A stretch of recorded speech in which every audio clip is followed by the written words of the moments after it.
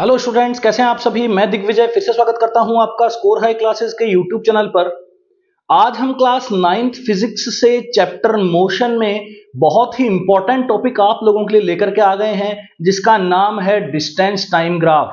बच्चों, ये टॉपिक बहुत ज्यादा इंपॉर्टेंट है और हम एग्जाम्स में डिस्टेंस टाइम या फिर वेलोसिटी टाइम पे क्वेश्चन जरूर देखते हैं। कई बार क्वेश्चन एमसीक्यूज में पूछा जाता है, कई बार असर्शन रीजन में भी क्वेश्चन पूछा जाता है और केस बेस्ड स्टडी में इस क्वेश्चन के पूछे जाने की या इस टाइप के क्वेश्चन पूछे जाने की या जो टॉपिक हम पढ़ने जा रहे हैं डिस्टेंस टाइम ग्राफ, उस टॉपिक पे जो क्वेश्चन पूछा जाएगा वो किस हिसाब से हमें करना है, कैसे हमें समझना है। आओ बच्चों, आज हम समझें distance time graph. Class 9th physics में मोशन चैप्टर से ये टॉपिक आता है। तो जो रेडी है उसको पढ़ते हैं और उसके बाद इसमें हम अपना मटेरियल तैयार करते हैं और आपको समझाते हैं। क्या लिखा हुआ है ध्यान से देखिए। A distance time graph shows how far an object has traveled in a given time। देखो बच्चों, डिस्टेंस टाइम ग्राफ हमें ये देगा, कोई भी डिस्टेंस टाइम ग्राफ हमें ये बताएगा कि पर्टिकुलर टाइम में या पर्टिकुलर टाइम इंटरवल में या कंप्लीट टाइम में जो डिस्टेंस किसी भी ऑब्जेक्ट के द्वारा कितनी की गई है, कितनी डिस्टेंस कवर की गई है। क्लियर है? ठीक है। It is a simple line graph. ये क्या होगा? एक सिंपल लाइन ग्राफ होगा। बहुत इंपॉर्टेंट बात है। क्या होगा? ये एक सिंपल लाइन ग्राफ होगा जो कि क्या करेगा? डिनोट करेगा किसको? डिस्टेंस वर्सेस टाइम को। किसको डिनोट करेगा? डिस्टेंस वर्सेस टाइम को and findings on the graph. और हम उसे फाइंड कर सकते हैं। आप सबसे पहले इस ग्राफ के बारे में देखिए। सबसे पहले हम इस ग्राफ के बारे में समझते हैं कि इस ग्राफ में ऐसा क्या है। देखिए, अगर मैं टाइम को सेकंड्स में लेता हूं और एक्स एक्सिस पे टाइम को लेता हूं और वाई एक्सिस पे डिस्टेंस मेजर करूंगा, और डिस्टेंस की जो ऐसा यूनिट है बच्चों वो होती है मीटर। तो आप ध्यान से देखिए पहले ग्राफ के अंदर, क्योंकि हमें पता चल चुका है कि एक सिंपल लाइन ग्राफ होगा। ये जो तीन ग्राफ्स हैं ये बहुत ज्यादा इंपॉर्टेंट है आपके एनसीईआरटी में। इनके ऊपर ब्रीफ डिटेलिंग भी दी गई है। मैं वो सारी यहां पे क्या करने जा रहा हूं, डिस्कस करने जा रहा हूं। आप लोगों को ध्यान से देखना है। तो आप इस डिस्टेंस टाइम ग्राफ को देखेंगे तो आप ये देखेंगे कि टाइम के रेस्पेक्ट में टाइम कितना है? 1 सेकेंड। 1 सेकेंड पे डिस्टेंस, जितनी भी डिस्टेंस कवर्ड है, जितनी भी डिस्टेंस मान लेते हैं यहां से इसे 2 मीटर। ठीक है, इसे क्या मान लेते हैं? 2 मीटर। ये क्या हो गया आपका 4, यहां क्या आ गया 6, यहां क्या आ गया 8, यहां क्या आ गया 10। ठीक है, तो आप ये देखेंगे कि टाइम इक्वल 1 सेकेंड पे जो डिस्टेंस है ऑब्जेक्ट की वो कितनी कवर्ड दिखा रहा है? 10 मीटर दिखा रहा है। मतलब 1 सेकेंड के अंदर डिस्टेंस कितनी कवर्ड दिखा रहा है? 10 मीटर। समझ में आ रही है बात यहां से?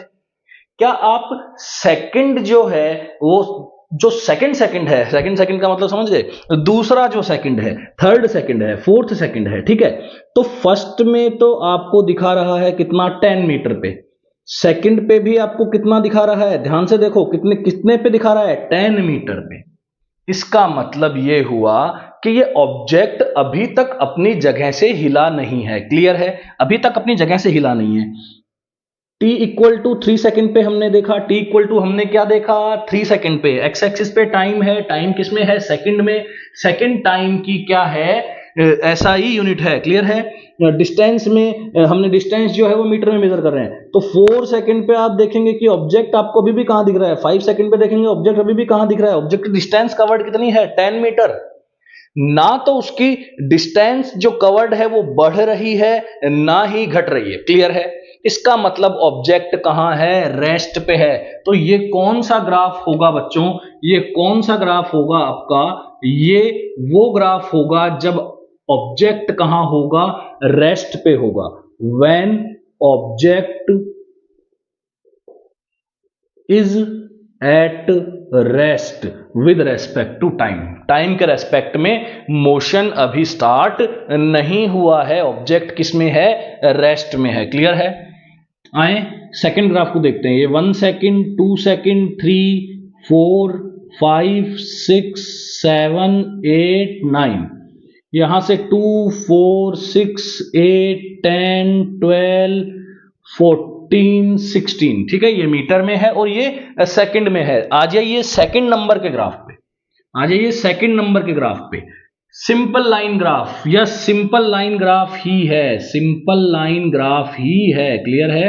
ये क्या है? एक सिंपल लाइन ही है, सिंपल लाइन ही है, ठीक है। आ रही है आप लोगों को बात समझ में? देखिए अब यहां पे जो ये ग्राफ आने वाला है, ये 1 सेकंड में हमें कितना मीटर देता है? 1 सेकंड में कितना मीटर देता है? 1 सेकंड में हमें 2 मीटर पे बताता है कि ऑब्जेक्ट ने कितना कवर कर ली है, डिस्टेंस कितनी कवर कर ली है 1 सेकंड के अंदर? 2 मीटर, ठीक है। आप दूसरे सेकंड में देखेंगे तो कितना कवर कर ली है? 4 मीटर। तीसरे सेकंड में देखेंगे तो कितना कवर कर चुका है?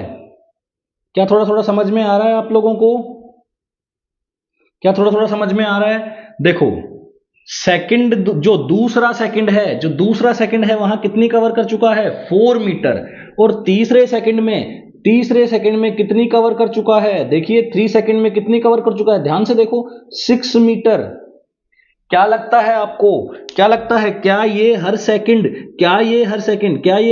हर सेकंड 2-2 मीटर कवर कर रहा है? क्या हर सेकंड 2-2 मीटर कवर कर रहा है?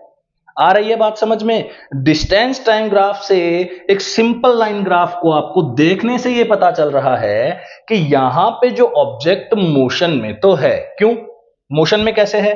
फर्स्ट सेकंड पे ये कितना मीटर चल जाता है? 2 मीटर। दूसरे सेकंड के एंड पे कितना मीटर चल जाता है? 4 मीटर। तीसरे सेकंड में कितना मीटर चल जाता है? 6 मीटर। इसका मतलब इसकी डिस्टेंस क्या हो रही है? धीरे धीरे क्या हो रही है? डिस्टेंस इंक्रीज हो रही है। मैं डिस्टेंस इंक्रीज होने की बात कर रहा हूं, मैं ये नहीं कह रहा हूं कि इसकी स्पीड इंक्रीज हो रही है। बहुत ध्यान से सुनने की बात है 9th क्लास के बच्चों। मैं ये नहीं कह रहा हूं कि इसकी स्पीड इंक्रीज हो रही है, मैं ये कह रहा हूं कि पर सेकंड इसकी डिस्टेंस इंक्रीज हो रही है। और जो डिस्टेंस पर सेकंड इंक्रीज हो रही है वो एक फिक्स अमाउंट में इंक्रीज हो रही है। पर सेकंड 2 मीटर ही इंक्रीज हो रही है। आप लोग समझ गए होंगे मैं क्या बात करने जा रहा हूं। यहां पे जो ऑब्जेक्ट है वो रेस्ट में है और यहां है यूनिफॉर्म मोशन में है। यूनिफॉर्म मोशन का मतलब ही क्या होता है कि जो इक्वल टाइम इंटरवल में अगर डिस्टेंस इक्वल कवर की जाएगी, इक्वल टाइम इंटरवल में जो डिस्टेंस है वो भी इक्वल कवर की जाएगी, तो उसे कहा जाएगा कि ऑब्जेक्ट का जो मोशन है कैसा है? यूनिफॉर्म मोशन है। और जो उसका यूनिफॉर्म मोशन का जो ग्राफ है वो कैसा होगा? स्ट्रेट लाइन होगा। स्ट्रेट लाइन ये भी है, स्ट्रेट लाइन ये भी है, लेकिन मैं आगे बताऊंगा कि इसको स्ट्रेट लाइन में कैसे डिफाइन करना है, क्लियर है? When object is in uniform motion, जो ऑब्जेक्ट है वो किस में है? यूनिफॉर्म मोशन में है, क्लियर है? ऑब्जेक्ट किस में है? यूनिफॉर्म मोशन में है, ठीक है। एक बार के लिए आगे बढ़े, एक बार के लिए आगे बढ़ते हैं। अभी इतनी इंफॉर्मेशन एक बार बहुत है, दोबारा आएंगे तब मैं आप लोगों को इसमें नई चीज बताऊंगा कि डिस्टेंस टाइम ग्राफ में जो जो स्ट्रेट लाइन है वो हमें क्या बता सकता है और जो कर्व है वो हमें क्या बताएगा, क्लियर है? तो सबसे पहले इस ग्राफ को समझते हैं। ये 1 2 3 4 5 6 7 8 9 10। मैं क्या कर रहा हूं यहां से? मैं यहां से आपको यह समझाना चाहता हूं कि मैं 1 सेकंड के क्या ले रहा हूं? टाइम एक्सिस पे क्या ले रहा हूं? एक्स एक्सिस पे टाइम के लिए क्या ले रहा हूं? 1 सेकंड का इंटरवल ले रहा हूं, क्लियर है? अब आप देखिए 1 सेकंड पे तो मोशन स्टार्ट ही नहीं हुआ, डिस्टेंस क्या है? 0। 1 सेकंड पे मोशन क्या हुआ? स्टार्ट ही नहीं हुआ, डिस्टेंस क्या है? 0, क्लियर है? तो फर्स्ट सेकंड पे जो मोशन है वो स्टार्ट नहीं हुआ है क्योंकि डिस्टेंस इसमें कवर्ड नहीं शो कर रहा है। दूसरे सेकंड पे भी डिस्टेंस कवर नहीं कर रहा है शो। थर्ड सेकंड पे इसने छोटी सी डिस्टेंस कवर की है, ठीक है, समझ में आ रहा है आप लोगों को? फोर्थ सेकंड पे इसने फिर से थोड़ी सी डिस्टेंस कवर की। फिफ्थ सेकंड पे भी इसने डिस्टेंस कवर की। सिक्स्थ सेकंड पे आप थोड़ा ध्यान से देखेंगे और सेवंथ सेकंड पे आपको ये दिख जाएगा। और एट्थ सेकंड पे आपको जो वैल्यू मिलने वाली है वो बहुत अलग मिलने वाली है, क्लियर है? यहां पे ऐसा क्या था, यहां पे ऐसा क्या था बच्चों, थोड़ा ध्यान से देखिए, यहां पे ऐसा क्या था कि जो गैप है, जो गैप है वो इक्वल आ रहा था। यहां पे जो गैप आ रहा था वो क्या आ रहा था, इक्वल आ रहा था। कंपैरिजन पे चले गए हैं, कंपैरिजन पे चले गए हैं, गैप यहां क्या आ रहा था, इक्वल आ रहा था। हर सेकंड कितने का गैप आ रहा था, 2 मीटर का गैप आ रहा था। क्लियर है? हर सेकंड 2 मीटर का मतलब क्या हो गया, हर सेकंड 2 मीटर का मतलब क्या हो गया, 2 मीटर पर सेकंड। लेकिन ये तो स्पीड है, थोड़ा ध्यान से देखिए आप, देखो मैं इतना बेसिक से समझा रहा हूं आप लोगों को कि आपको ये समझ में आ चुका है कि पर सेकंड 2 मीटर का गैप क्रिएट हो रहा है, पर सेकंड 2 मीटर का गैप क्रिएट हो रहा है। इसका मतलब जो स्पीड है वही तो है 2 मीटर पर सेकंड। इसका मतलब ये हुआ कि डिस्टेंस टाइम ग्राफ ने हमें क्या दे दी, स्पीड दे दी। क्लियर है? दोबारा देखो, a distance time graph shows how far an object has traveled in a given time। ये गिवन टाइम में, पर्टिकुलर टाइम में कुछ किसी डिस्टेंस का कवर होना स्पीड ही तो कहलाता है। अगर आपकी स्कूटी या आपकी बाइक की स्पीड 60 किलोमीटर पर आवर है तो इसका मतलब यह है कि आपकी बाइक या आपकी स्कूटी पर आवर 60 किलोमीटर की डिस्टेंस को ट्रेवल कर रही है। क्या आपको यह बात समझ में आ रही है? दोबारा देखो, अगर 60 किलोमीटर पर आवर आपकी स्कूटर या बाइक की जो भी आपके पास व्हीकल है उसकी अगर डिस्टेंस आपको पर सेकंड ये पता चल रहा है या पर आवर ये पता चल रहा है कि इतनी दूर जा रही है, तो वही उसकी स्पीड हुई ना। क्लियर है? तो ये स्पीड की बात चली, यहां पे स्पीड की बात चली। आपको क्या लगता है क्या होनी चाहिए स्पीड? यहां पे स्पीड 0 होनी चाहिए। क्यों? क्योंकि ऑब्जेक्ट किस में है, ऑब्जेक्ट किस में है बच्चों, रेस्ट में है। क्लियर है? यहां देखें, यहां पे जो अगर आप गैप देखने के लिए जाएंगे तो शुरू में आपको ऐसा लगेगा कि गैप क्या है, सेम है, लेकिन बाद में अगर आप ध्यान से देखेंगे तो जो y एक्सिस पे जो डिस्टेंस कवर्ड है उसका गैप पर सेकंड बढ़ गया। लास्ट के 1 सेकंड में जो गैप निकल के आ रहा है वो ज्यादा निकल के आ रहा है। इसका मतलब यहां पे जो स्पीड है, यहां पे जो स्पीड है वो क्या कर रही है, इंक्रीज कर रही है। स्पीड क्या कर रही है बच्चों, इंक्रीज कर रही है। यहां पे स्पीड क्या है, कांस्टेंट है। यहां पे स्पीड क्या है, कांस्टेंट है। तभी तो इसको मैंने क्या नाम दिया, इसको यूनिफॉर्म मोशन व्हेन ऑब्जेक्ट, यहां पे क्या नाम देंगे, when object is in non uniform motion. जब ऑब्जेक्ट किस में रहेगा, नॉन यूनिफॉर्म मोशन में रहेगा, तब जाकर के ऐसा ग्राफ दिखेगा। लेकिन नॉन यूनिफॉर्म मोशन का मतलब यह भी हो सकता है कि ग्राफ जो है वो इंक्रीजिंग ऑर्डर में होना चाहिए, यह भी हो सकता है कि वो डिक्रीजिंग में भी हो। आइए मैं आपको इसके आगे के ग्राफ, इंपॉर्टेंट ग्राफ समझाता हूं जिससे क्वेश्चन बनता है। ठीक है, करें इसको डिलीट, यहां से थोड़ा सा इरेज कर दें। अब आप यहां देखिए कि आपने जो डिस्टेंस टाइम ग्राफ पढ़े इससे क्या क्या इंफॉर्मेशंस निकाली, इससे क्या क्या इंफॉर्मेशन निकाली आपने। ठीक है, तो आपने जो इंफॉर्मेशन ये निकाली कि पहली बात तो आपको ये समझ में आया कि जो स्लोप है, आपको ये समझना है कि स्लोप एक्चुअली है क्या। ठीक है, स्लोप है, slope is giving the speed. जो डिस्टेंस टाइम ग्राफ है उसका जो स्लोप है आपको वो क्या दे रहा है, स्पीड दे रहा है। क्लियर है?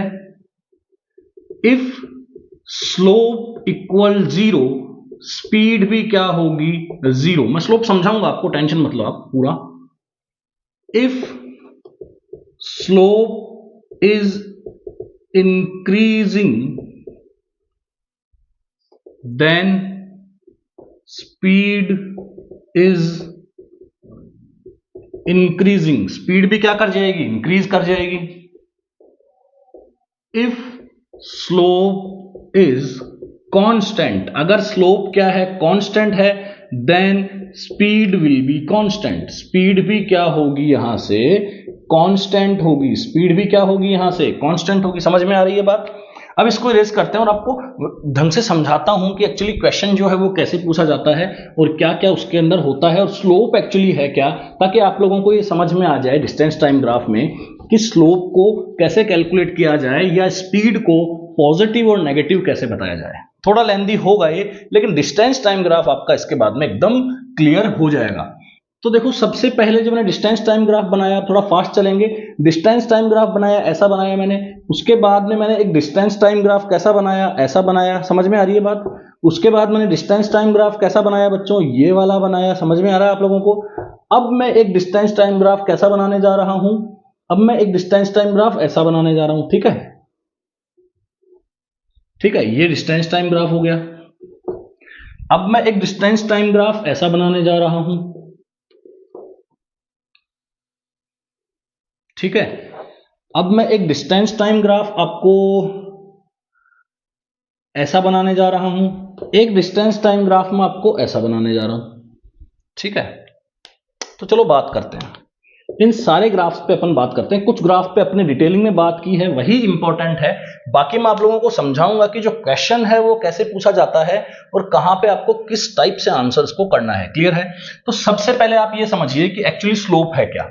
आपको ये समझना होगा कि स्लोप क्या है। देखो स्लोप का मतलब होता है, स्लोप का मतलब होता है यहां से टेन थीटा। क्या होता है, टेन थीटा। क्या होता है बच्चों, टेन थीटा। अब आप लोग नाइन्थ के बच्चे हैं तो आप लोग ये सोचेंगे कि टेन थीटा या थीटा हमने कभी पढ़ा नहीं, लेकिन फाउंडेशन लेवल पे जो पहले हम लोग क्या करते हैं कि पहले ट्रिग्नोमेट्री का बेसिक जो है नाइन्थ क्लास को पढ़ा दिया जाता है। चलो फिर भी आपको टेन थीटा नहीं समझ में आता है तो भी मैं आप लोगों को बहुत ही बेसिक तरीके से स्लोप सिखाने जा रहा हूं। ठीक है, तो टेन थीटा चलो कोई बात नहीं, आपको नहीं समझ में आता कोई बात नहीं, नहीं बात करते हैं टेन थीटा की। नाइन्थ क्लास के बच्चे नहीं समझेंगे टेन थीटा, इट्स ओके। ठीक है, लेकिन मैं आपको ये कहना चाहता हूं कि जैसे मान लो मैंने ये डिस्टेंस टाइम ग्राफ बनाया, ध्यान से देखना। मैंने ये डिस्टेंस टाइम ग्राफ बनाया, एक बनाया ग्राफ 1, एक बनाया ग्राफ 2, एक बनाया ग्राफ 3। ध्यान से देखना, ध्यान से देखना। ठीक है, तो मैं इसे मानता हूं x डिग्री, मैं इसे मानता हूं y डिग्री और मैं इसे मानता हूं z डिग्री। आप ये तो समझ जाओगे कि थर्ड जो ग्राफ है, थर्ड जो ग्राफ है उसका जो z डिग्री है वो ज्यादा है। ठीक है, y डिग्री थोड़ा कम है और x डिग्री उससे भी क्या है, कम। तो स्लोप क्या होता है एक्चुअली बच्चों, कि जो भी ग्राफ बना है डिस्टेंस टाइम वेलोसिटी टाइम जिस भी के बीच में जो ग्राफ बना है वो एक्स एक्सिस से कितना ऊपर उठा हुआ है। क्लियर है, एक्स एक्सिस से कितना ऊपर उठा हुआ है, दैट इज कॉल्ड स्लोप, उसे स्लोप कहा जाएगा। तो आप फर्स्ट ग्राफ को देखेंगे, फर्स्ट ग्राफ को, फर्स्ट लाइन को, सिंपल लाइन स्ट्रेट लाइन को देखेंगे तो वो x डिग्री एक्स एक्सिस से उठा हुआ है। अगर आप इसे देखेंगे तो ये y डिग्री एक्स एक्सिस से उठा हुआ है और ये z डिग्री, तो ज्यादा कौन हुआ, थर्ड। तो थर्ड का स्लोप क्या होगा, ज्यादा। सेकंड का स्लोप क्या होगा, कम। और फर्स्ट का स्लोप क्या होगा, और कम। ठीक है, मतलब यहां स्लोप कम है, यहां स्लोप थोड़ा ज्यादा है और यहां स्लोप क्या है, बहुत ज्यादा है। क्लियर है। तो स्लोप ये है कि एक्स एक्सिस से जो ग्राफ है वो कितना अपलिफ्ट है या कितना स्टैंडिंग पोजीशन में आ रहा है, कितना एंगल डिग्री ज्यादा बना रहा है। चलो एक काम करते हैं, इस ग्राफ को यहां लेकर के आते हैं, इस ग्राफ को यहां लेकर के आते हैं और इस ग्राफ को यहां लेकर के आते हैं। आप मुझे बताओ किसका, अगर यहां पे 90 डिग्री बनता है, 90 डिग्री बनता है तो ये वाला जो परपेंडिकुलर है या ये वाला परपेंडिकुलर ज्यादा है या फिर ये वाला परपेंडिकुलर ज्यादा है। क्लियर है, कुछ समझ में आ रही है बात। ये वाला परपेंडिकुलर क्या है, ज्यादा, और यहां से बेस क्या होता जा रहा है, कम होता जा रहा है। मान लो बेस तो कम नहीं भी करूं मैं, यहां पर भी लेके आ सकता हूं। चलो मैं इसको आपको ढंग से समझाता हूं, इसमें समझाता हूं। देखो ये देखो, ये यहां तक मैं लेके गया, इसे मैं इसे यहां तक लेके गया। ठीक है, और मैं इसे यहां तक लेके गया। आप ये देखेंगे कि जो परपेंडिकुलर है वो धीरे धीरे चेंज हो रहा है, लेकिन क्या बेस चेंज हो रहा है, ध्यान से देखो। इसमें देखो बेस चेंज हो रहा है, स्लोप समझ में आ रहा है। ठीक है, ये इतना डिग्री है, ये थोड़ा ज्यादा है, ये थोड़ा और ज्यादा है, एंगल ज्यादा है ना। ठीक है, तो स्लोप समझाना चाह रहा हूं कि यहां से आप ध्यान से देखेंगे कि परपेंडिकुलर चेंज हो रहा है। परपेंडिकुलर पहले क्या है, एडी, फिर परपेंडिकुलर क्या है, देखो राइट एंगल ट्रायंगल है ना भैया, राइट एंगल ट्रायंगल के सामने ये तो हाइपोटेन्यूस हो गई, ये हाइपोटेन्यूस हो गई और ये हाइपोटेन्यूस हो गई। ठीक है, हाइपोटेन्यूस भी बढ़ रही है मानते हैं, लेकिन क्या परपेंडिकुलर बढ़ रहा है, हाँ परपेंडिकुलर बढ़ रहा है। क्या बेस बढ़ रहा है, नहीं। मतलब परपेंडिकुलर पे डिपेंड हो गया, मतलब जो जो एंगल है, जो स्लोप है वो डायरेक्टली प्रोपोर्शनल किसके हो गया, परपेंडिकुलर के। आई बात समझ में, बहुत बेसिक से लेके चल रहा हूं मैं, बहुत बेसिक से। भाई जो एंगल है वो बढ़ रहा है, एंगल बढ़ रहा है, इसका मतलब क्या हुआ कि कौन बढ़ रहा है, परपेंडिकुलर बढ़ रहा है। क्लियर है, एंगल बढ़ रहा है तो परपेंडिकुलर भी बढ़ रहा है, मतलब जो एंगल होगा परपेंडिकुलर के क्या होगा, डायरेक्टली प्रोपोर्शनल होगा, तो स्लोप क्या होगा, परपेंडिकुलर के क्या होगा, डायरेक्टली प्रोपोर्शनल होगा। इसका मतलब जो स्लोप कैलकुलेट किया जाएगा, वो होगा परपेंडिकुलर अपॉन बेस। आपको ये समझना है बस, ठीक है। और परपेंडिकुलर अपॉन बेस को ही क्या बोला जाता है, टेन थीटा बोला जाता है। टेन थीटा का मतलब है, यहां अगर मान लो एंगल थीटा 1 है, यहां थीटा 2 है, यहां थीटा 3 है, तो टेन थीटा 3 की वैल्यू क्या आएगी, ज्यादा आएगी, क्योंकि इसका परपेंडिकुलर क्या है, ज्यादा, बेस तो तीनों का क्या है, सेम। क्लियर है। तो अब देखो यहां पे स्लोप नहीं है, समझ में आ रही है बात, यहां पे स्लोप नहीं है, स्लोप क्या है, जीरो। तो स्लोप क्या है, जीरो, तो स्पीड क्या होगी, जीरो। ध्यान से देखो, slope is giving the speed, slope क्या दे रही है, स्पीड दे रही है। क्लियर हो गया। यहां पे आप देखेंगे तो पता चली गया आपको, अगर सिंपल ग्राफ होगा तो यहां पे स्पीड चेंज नहीं होगी, मतलब स्लोप चेंज नहीं होगा। अब यहां पे देखो, यहां पे आपको बताता हूं कि स्लोप कैसे चेंज होगा। यहां एक पी पॉइंट ले लो, यहां पे एक क्यू पॉइंट ले लो। पी पॉइंट पे आप एक टेंजेंट ड्रॉ करो और क्यू पॉइंट पे भी एक टेंजेंट ड्रॉ करो। अब टेंजेंट को देखो कि जो ये है, क्या टेंजेंट यहां से एंगल चेंज कर रही है, जी हां। देखो अलग अलग पॉइंट्स पे आप अगर टेंजेंट को देखोगे तो टेंजेंट क्या कर रही है बेटा, एंगल चेंज कर रही है। तो एंगल चेंज हो रहा है, इसका मतलब थीटा क्या हो रहा है, चेंज हो रहा है। तो थीटा मतलब एंगल, इंक्रीजिंग मतलब स्लोप इंक्रीजिंग, स्लोप मतलब परपेंडिकुलर इंक्रीजिंग, इसका मतलब स्पीड इंक्रीजिंग। ठीक है। लेकिन जो थीटा है वो यहां से क्या है, लेस देन 90। ध्यान से देखना इस ग्राफ को, थीटा क्या है, लेस देन 90 है। ध्यान से देखो, ये अभी तक क्या है, लेस देन 90, ये भी क्या है, लेस देन 90। ठीक है। अभी 90 जाएगा, फिर 90 से ज्यादा हो जाएगा। तो जब तक डिस्टेंस टाइम ग्राफ का जो थीटा आपको लेस देन 90 मिले, तो यहां पे जो स्पीड है वो क्या मिलेगी आपको, पॉजिटिव मिलेगी। वैसे स्पीड हमेशा पॉजिटिव ही होती है, ये वेलोसिटी टाइम ग्राफ